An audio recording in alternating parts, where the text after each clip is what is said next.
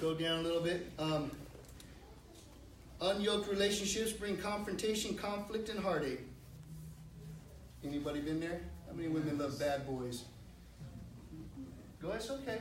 How many men love bad women? How about that? Women are always under attack. Right? You just love bad boys. He's not good for you.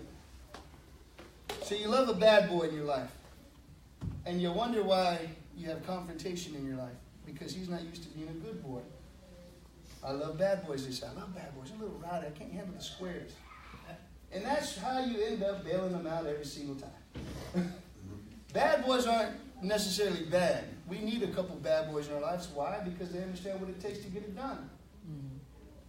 But you have to look at the personality of someone when you take them into your life and understand, am I willing to take that investment challenge? Am I willing to get into that right there?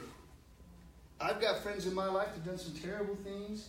Things that, in my opinion, man, you should probably be locked up.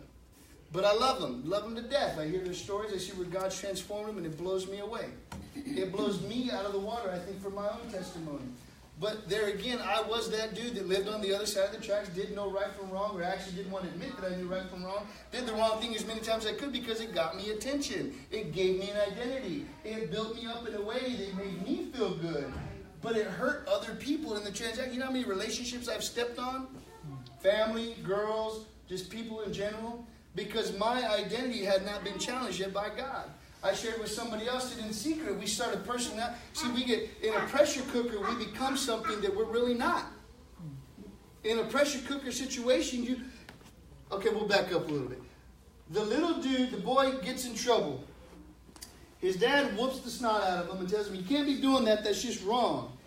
So the little boy gets a whooping and he stands in front of his old man and he says, yes sir, I understand. And then when the dad leaves, the little dude goes around the corner and kicks the tar out of the dog because he's mad at his dad. So he built this little personality in secret. Nobody ever saw him kick the dog. Nobody ever saw him be mean to that thing. Nobody ever saw that. But the little dude starts to relate that every time the pressure cooker feeling comes, that's who he goes back to. Sorry, it's a roly-poly. So every time the pressure cooker happens, that little dude shows up and kicks the dog. So we become these people in life that we don't understand where did it come from. But now it becomes such a habit that we don't know how to get rid of that little dude. Does that make sense to you? Do you hear what I'm saying? So we become this person that as long as things are going this way, we're okay. But as soon as that pressure cooker feeling kicks in, we revert back to what we learned as a child. And we hide that personality that nobody else sees. So what do we have as an individual? You have torment. You have the identity crisis. You don't really know who you are. This was an outlet for you to release. But God comes in and he says, no. This is your outlet. This is how we release. This relationship will conquer all the false identities in your life. Am I leading you in the right way to get it? Okay. All right. So I wrote this down. When I was a young man, I seemed to continually wrestle with knowing God's will for my life. I wanted more than anything to follow his plan. This is just a part of my testimony there, right? Interestingly, now that I'm older, not old at 43, I still wrestle in doing his will in my life. I have come to learn that this is not just something that a young person does early in life. It's a lifelong pursuit in order to stay in the exact center of his plan. So, let me ask you something. How many in here think, well, he's a pastor. He's got it all. He understands. He's good. You ever thought that? Do you know I've woken up some days thinking, Lord, I know you know me personally, right? Lord, is this it? Is this what you want? Or I've even woke up and said, I don't want to do that. That ain't me. You ever woke up on the wrong side of the bed? Got out of bed, missed the floor? It happens. You know what I'm talking about. You're just in a fighting bad mood. You don't know why. Everybody is like, get away. You know? So there are those days we wake up and it's just, nothing makes sense. And God has to come in and say, whoa, you're out of center there. We did this. Well, actually, our life group was good. I said, everybody point to the north, and I think everybody but one pointed at north. You know? But the trick is you get everybody in the room to point north, and you have some pointing south, east, west, you know? And so you can see that that's your spiritual walk sometimes. You think you're going in the right direction, but really you're not. You know, and it's okay because you got some that north is right here and they're pointing over here. They're in the general vicinity of it, but they just need a little tweak. You know, and the funny thing is my uncle, who's a sailor, he was talking about it. I had what I thought was right on the compass of where we were going, and he said, I mean, it was off, like I couldn't even see where it was off. And he goes, it's off, and I go, okay, but it's not that much. He goes, here, but by the time we get to where I think we need to, where I want to go, this has turned into this to this, because it's a steady move away from the center of the plan, and it just keeps happening. And so we end up in some country we ain't even supposed to be in, son. You know? So in our spiritual walk, we could be off just a hair. And we could, in our relationship with God, just a hair. But we take that relationship somewhere it was never supposed to be. And we don't realize, people say, but God turned away. God never turned away from you. You just went the opposite direction of where he was trying to take you. You stopped going to God. You stopped calling on his name. You stopped trying to figure out what his plan was for your life. Believe me, I've argued with him enough times to know that he's always right. So, all right. So then how can we know God's plans for our life? Well, Proverbs 3:5-6 says, trust the Lord. Proverbs 3:5-6 says, trust the Lord with all your heart. Lean not on your own understanding. In all ways acknowledge him, and he will make your path straight. He will direct your paths. He will make your path straight. So let's read it again. It says, trust the Lord with all your heart. Is there anything left to trust him with if you give him all your heart? All your heart. Trust the Lord with all your heart. And then it says, and lean not on your own understanding. Lean not on your own understanding. Things that go, have you ever looked at something going on in the physical and thought there ain't no way it's going to work out, and then God shows up and it works out, and you think, how in the world? You ever seen the doctor's face when they give the diagnosis of one thing and then the guy comes back the next day and it's not there? Or how about this? You stood in front of the judge and you should be serving such and such time, and he says, you know, we're just going to wipe it out. There's something about that, right? Something about that. Or you prayed for somebody and they miraculously called you and said, listen, I'm ready to quit now. I need some help. I need something to happen in my life. I need somebody to step in there and start to fight for me and with me. You ever had that? That's God. So he says, lean not on your own understanding, because he's going to breathe the understanding into your life. Just trust in him in everything that you do and watch him direct your paths. But you got to trust that, because the path doesn't always seem right to us in the natural. Yeah, but Lord, that's an easier way. Those who go to hell, the path is what? Wide. But those who follow the Lord, the path, you don't try to do 90, because that's just how you come around that corner. And in my brain, if someone else is driving, the wheel is like half off the road, hanging over the, we're going down. So that's it, we're going down. But lean not on your own understanding. He says, and in all your ways acknowledge him. Acknowledge him in all that you do. Acknowledge his presence in your life. Acknowledge his understanding, his will, his wisdom for your life. Acknowledge those things. When you have good things, acknowledge that. Listen to people around you. They will acknowledge more trials than they do blessings. How does that happen? Why build a statue for the trials when you can build a statue for the blessings? Does that make sense to you, what I'm saying? So, trials aren't bad. Trials can be a good thing. It's how you look at it. It's how you make your way through it. It says, so one of these things you have to do is surrender your will to God. Okay, that's one thing that we need to learn to do. Surrender our will to God. Many times when we say we are seeking God's will, what we are really saying to God is, okay, God, here's what I'm planning to do. Now I need you to rubber stamp it and say that it's okay. I need you to just stamp my plan. How many times you had a plan and it just foiled in front of you? Try to start something good in your life. But it wasn't either the time for that or it wasn't God's plan for your life. You ever married the wrong person? I've only been married once. But you ever married the wrong person? You ever been around the wrong person? You ever been in the wrong job? You ever made the wrong deal? Had the wrong handshake? You know where I come from, Texas. We still do handshake contracts. You good? I'm good. Who witnessed it? This dude right here. It was a handshake. Remember those days? You could trust that. And then but you know, nowadays you make certain deals. Sometimes it does feel like everybody's out to get everybody. Okay? So we have to take it to God first, and I'm going to give you some things to ask God when you're praying here in a minute. Another thing to do, another thing to do is obey what you already know to be God's will. In other words, know his plan. If you go into 1 Thessalonians 4:3, it talks about sexual immorality. You know it's wrong. Why do it? If you already know God's will, why are you questioning it? Or why are you trying to make your plan fit your will, not his will? Does that make sense? All right. Another thing, seek godly input. Proverbs 11:14 tells us where there is no counsel, people fall. But where there is many counsel, where there is an abundance of counsel. Now you have to be careful about counsel. I don't want people in my life to talk about, fire and brimstone. I don't want that. I don't want people going to go, well, the Heavenly Father says, and they get this tone and they're like, why are you talking like that? What is that voice behind it? Why does it sound like there's angels singing in the background? Because they hit play on the cassette player. Took you way back to the 80s, right? They hit play on the cassette player, so that's their sound, it's their theme music, and they want to preach. No, seek godly counsel, meaning you've got to know somebody that has lived it, lost it, gained it, given it, been given it by God, nothing else. They trust God. You should be able to look at someone and understand and feel the presence of God in their life. I have a man in my life that no matter what I say, he'll never lead me the wrong way. No matter if it's a hard conversation, he'll always give me the truth. He always points it right back to God. Always points it right back to the wisdom. Always points it right back to the abundance of God. Always points it right back to salvation. Always points right back to the words in the gospel. He never waters it down. You need that kind of person in your life. I don't need yes people. Yes people get you killed.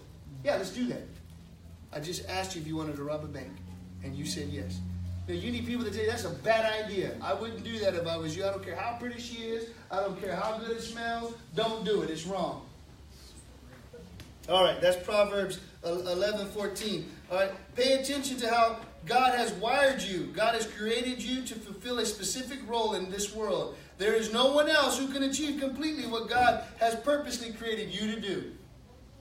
What he's created you to do. That's in 1 Peter 4:10. As each one has received a gift, minister it to one another as good stewards of the manifold the grace of God.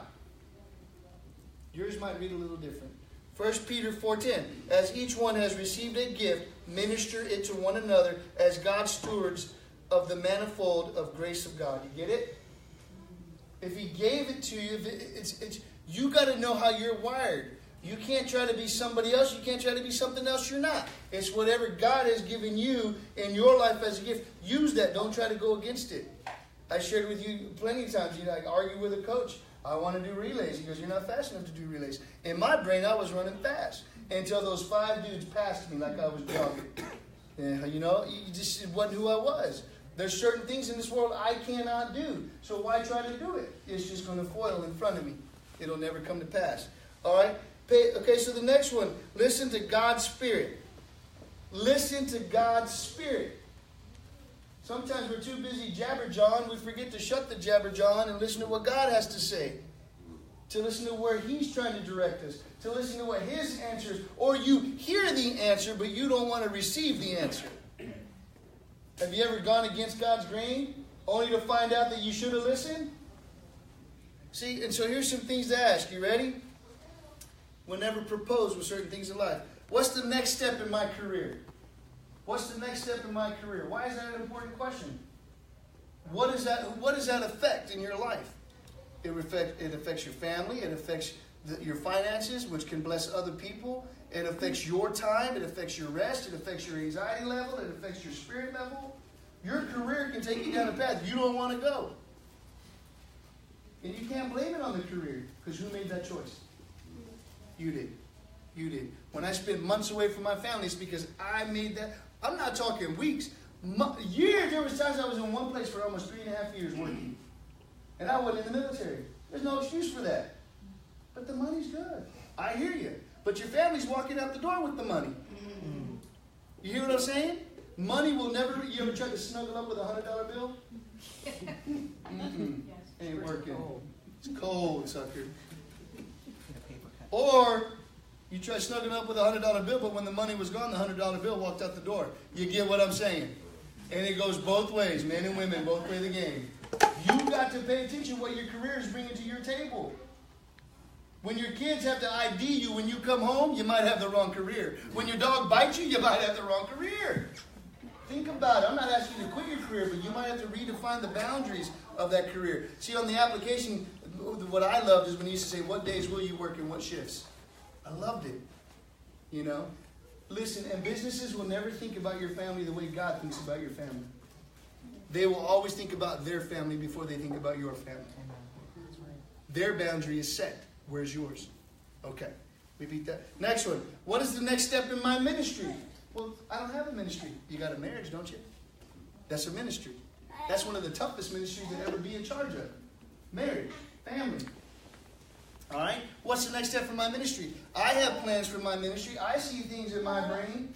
But until it lines up with the Word of God, I'll never see it come to fruition. I have to lay it all down. No matter if listen, we shared with somebody, we were having dinner, and they wanted to know basically how we ended up here. And I said, well, you know, work brought me out here, blah, blah, blah. And we had a chance to take over or help run this church. And then things went south there. So then, in the midst of all that, we had a phone call that said, hey, come run this church over here. It's already established. There's a few hundred people sitting there. All you got to do is step in and start preaching. Okay, that sounds good to me. Where do I put the house? Right in the backyard. We got a little place for you. Park your RV back there. Hey, we'll build you a little apartment. We'll put you in a house. What do you want? But God said, that's not the plan I have for you. Now, don't you think that'd be a lot easier than trying to start a church from the ground up? Just step right in. They've already got the curriculum. They've already got all the lessons you got to teach. You've already got a place to stay. They've got you on salary. But God said, that's not the plan I have for you. And he said, lean not on your own understanding, but acknowledge me in all your ways and watch me direct your paths. Now, mind you, this other church would have been right around my backyard in my hometown. Well, I mean, close to my hometown. But God said, that was uncomfortable. You want me to, here? Are you serious? And then people would show up and they started to irrigate that vision that God gave. They started to pour into it. You know, we have people sitting in those rooms that they had so much hurt in their life that this was a step of faith for them to step out and start a new church. Josh didn't start this church. There was a group of people that started this church. And God came in and said, I can irrigate that because you're all in agreement. I can put that out there. So when other people come to your life and they have the same vision, they're telling you, you know what, God's been moving in my life and God's been saying, and you're like, you know, God's been telling me that. God's been putting that in my life. You need to link up with those people because God's trying to orchestrate something. Had we gone where we were supposed to go, in my opinion, all things would have failed. Where we thought we were supposed to go. Does that make sense? All right, next thing to ask. What is the next step for my family? What's the next step for my family? You've got to take your family with you. How am I going to... I hear people talk about a legacy. I want to leave a legacy behind. And I ask them, what's that legacy look like to you? Well, you know, a couple houses, a few cars, a lot of money. That's not a legacy. That's just something you acquired along the way. Right. Your legacy is your words that you leave behind. How many people here can still... who said this? For I have a dream. Who said that? Who? Martin Luther King. His legacy are his words. That's his legacy. What he left behind. Who sat on the bus in the front row? Rosa Parks. Okay, that's her legacy.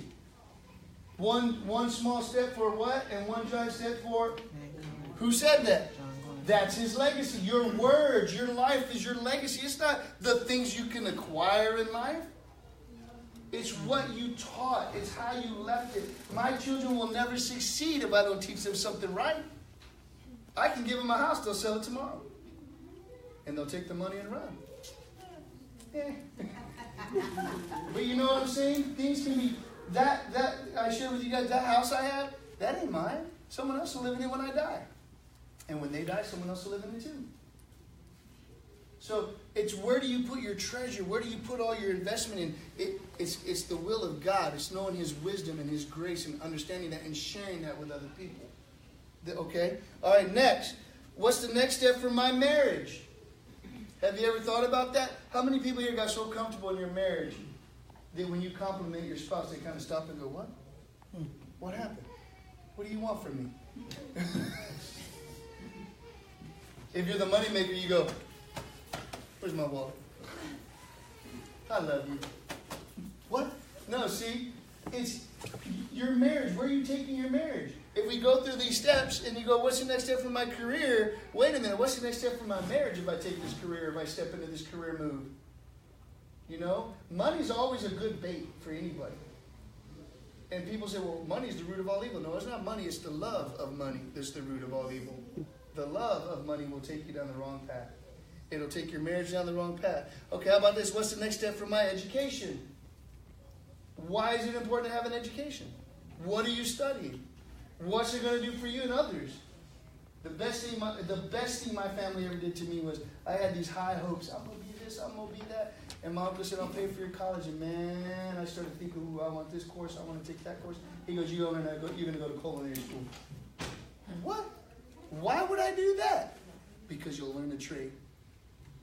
But it was that education that carried my family. But what he gave me is he gave me something tangible to hold on to. It was something that was feasible that I could do. All right, the next one. Lord, what is the next step for my finances?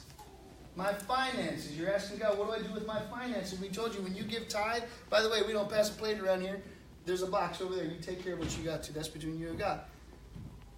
When you put your tithe somewhere or you give an offering to a church, that's a seed. You got to put a name on that. And you got to call out what you want that seed to bring back to you. All right? Lastly, it says, listen to your heart. This is Psalms 37, 4, 5.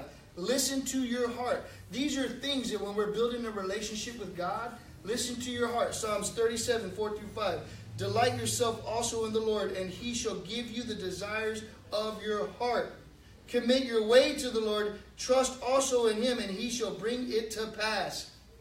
Okay, I want to clarify something, just so it's not converted or perverted or confused or polluted or a little muddy. Just listen, he never says that you're not going to have a challenge. He never says it doesn't get a little hard at times. But all he's saying is delight yourself in the Lord, and he shall give you the desires of your heart. So our desire can come in a way that I desired companionship in my life. And I got some companionship in my life. But it wasn't the right kind of companionship in my life. The desire of my heart was to have somebody that I could trust. Somebody that I could lean on. Somebody that would lift me to the next level. Somebody that I could lift them to the next level. Somebody that was a partner through thick and thin. Somebody that when it said for better, for worse, through sickness, through health, whatever, all that said, that's the person I wanted in my life. But because all I said, I just need companionship. Man, I was looking for love in all the wrong places. You know what I'm saying? It was the wrong person, wrong time, wrong era. Shouldn't have been there. Should have never replayed that record. Should have broke it when I first bought it. But yet I stepped into that and God said, but it's wrong. That's not the one I have for you. I sold out so many things from my own life to keep that one thing in my life that it nearly destroyed my life. So when God brought the right person in my life, I looked at them and I was confused. Because they went against everything else I'd ever invested in. You see what I'm saying? But he says, I will give you the desires of your heart. Commit your ways to the Lord. Trust also in him, and he shall bring it to pass. So when we're trusting in somebody, it's like there's a great movie out there, The Guardian. But this dude jumps out of helicopters, right? And he jumps into these oceans and on waves higher than this building. And they're huge waves. And he's telling them, I'm coming. I'm coming. And this person's out there drowning. And he says, but I'm coming. Just hold on. And he's swimming, and he's swimming, and he's swimming. That person has to trust that he'll get there in time. Have you ever been frantic when you're waiting for something to come to pass and you start to scratch at the door, start to kick the door a little bit? You're trying to make it happen, but God says, trust in me. It will come to pass. I don't care if your children are wayward. I don't care if your spouse is wayward. I don't care if you're wayward. You got to trust that God's going to make it come to pass in your life on his time. It's not your time. It's not my time. It's when he's ready to make it happen. Why? Because if he gave it to you now in the wrong time, you wouldn't appreciate it. You wouldn't know how to handle it. You'd probably squander it all away. So we have to wait on God's time and wait for him to bring it to pass. When he brings it to pass, it's the right time where we can handle it. Why? Because you went through the trials, like in Romans 5:11, where it says you went through the trials, it built endurance, it built up your character, your faith is strong. Now you know how to handle this. You get it? On his time, he says, trust in me and watch me bring it to pass. Have you ever had someone in your life and you're just waiting for them to get it? How about this? What if they're waiting for you to get it? What if you're the one that needs to get it before they get it? See, God works, I love it. Well, God works in mysterious ways. Well, yeah, he might, but if you read the Bible, he tells you how he works it out. He gives it to you plain as day. There's nothing really mysterious about it. Mysterious means like, ooh, I don't know. I'm not quite sure about that. That's a little mysterious to me. You know what I'm saying? But he gives you, he tells you, here's how my heart works. This is how I chime. This is what makes me tick. If you want something, he tells you right here. He says, also trust in me and I shall bring it to pass. Commit all your ways to me. He says, delight yourself in me. Do you delight yourself in God? How many people it's a chore to serve God? Nobody? Nobody ever felt burdened coming serving God? Yeah, I Mountain's honest. I didn't want to, I wasn't always a churchgoer. I barely come to this church. It's a rowdy bunch. No, man, it took a lot. But somebody else was trusting in God that it would come to pass. Somebody else was believing that my life would be, it wasn't everybody, oh, the wife. She's a great wife. No, I had aunts and uncles. I had grandparents. You know, I had a grandmother that was a pastor over a church of like 100 and some odd people. For her whole life, she was about this tall. Called her Granny Artie. She would throw the word down, man. It was like boulders hitting your soul. You know, she just knew how to preach. All right? People would see stuff and they would pray about it. You know, she told my wife one time, you know, Joshua's going to be a pastor. She said, you need to learn how to quit rolling the doobies then before that happens. Serious. There ain't no shame in my game. I've done it. I've been there. I've cheated. I've lied. You know, I've been the one strung out, walking in. And I understand that. Don't bring it to me and say, well, you just don't understand, Pastor. It's just too hard. It ain't too hard. You're making it too hard. You just got to stop. Let go and let God. That video, they said, let go, and the woman let go, and she wrecked her car, tried to sue God. That's not what they meant. That is not what they meant. It's like the guy who bought the Winnebago, and it says, cruise control. So he had cruise control, went and used the bathroom. What? In other words, think about what you're going to do. Take it to God first. If I push this and leave, what's going to happen? You know? But, so, what, you know, I'm just saying, we can make it harder. When it's not acceptable, you know, maybe we need to stop and think about why we can't accept it. Maybe we need to stop and think about what is it that truly God is asking of us. Is he asking us to do anything crazy that he never asked anybody else? Do you really think you're the first person that ever said, well, you know, God, I just don't understand him? Well, you're right. No, a lot of people didn't understand God. You're not the only one. You are not the baddest dude or chick out there on the street. There were other ones way better than you. Read about them. They're all written up in history. In other words, if God can convert a person you got atheists that got converted because they started to chase after God to prove him wrong, and all of a sudden they couldn't be proving him wrong because he proved them wrong, and their heart got changed. You know, I've got men in this room that they can give you their testimonies and horrific testimonies, but God reached into their life and changed it. Why is that? Because he hit a part of them that needed to be challenged. There is a little person right in here that we've held on to most of our lives. It creates an identity crisis in our life that God is just trying to change that, because once he gets that changed, then you see the identity you have in him. Does that make sense? Okay. I can tell you guys are ready to go play in the rain. You ready? You are. Yeah. Am I? Okay. Oh, yeah, maybe. We'll see about that. All right. Commit your ways all to God. Trust in him. He will make it come to pass. He'll give you the desires of your heart. What are your desires this morning? What are your desires that you need God to kind of help bring into focus? What is it that you're bringing to God? Do you accept his answer? Do you accept his answer? It's not a hard thing, guys. It's not a trick. It's not a puzzle. You just trust in God and let him move you along. If you know the answer is no, then just abide by the no. If you know the answer is yes, then go with it. Okay? If we fight that answer, then that's when we keep hitting that brick wall. I've been this guy right here where you get right here and it all falls in. You get right here and it all falls. Because right here is where that trust level, I just didn't know how to trust enough. You just didn't know how to work it out, right? God, give me faith. You got faith. You just got to learn how to use it. All right? Are we good? You guys ready to go outside and run around? All right, let's pray.